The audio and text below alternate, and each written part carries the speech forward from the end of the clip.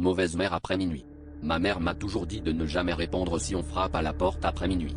Hier, j'ai répondu, et ce qui est entré ressemblait à ma mère, mais ce n'était pas elle. J'ai grandi dans un petit appartement au 9e étage, là où même les voisins ne s'aventurent pas après la tombée de la nuit. Cette règle étrange, ma mère me la répétait tous les soirs, surtout quand le vent hurlait entre les murs et que l'obscurité semblait s'épaissir derrière les rideaux. Je n'ai jamais compris pourquoi, jusqu'à cette nuit où tout a basculé.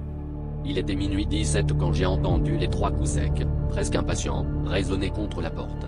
Je savais que ma mère dormait dans sa chambre, pourtant la voix de l'autre côté murmurait mon prénom avec son intonation exacte, tremblante, fatiguée. J'ai hésité, puis ouvert, pensant qu'elle avait oublié ses clés ou qu'elle avait fait un cauchemar et qu'elle voulait juste me rassurer, comme elle l'avait souvent fait quand j'étais petit. La femme qui est entrée portait le même pyjama que ma mère, ses cheveux étaient défaits comme après une longue journée.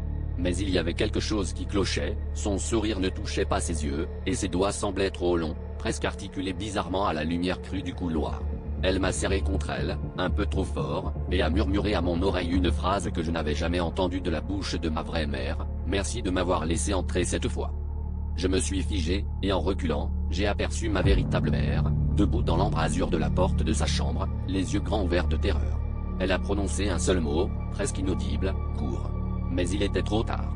L'autre, celle qui prétendait être ma mère, souriait maintenant de toutes ses dents, et derrière elle, l'ombre s'étirait déjà vers moi.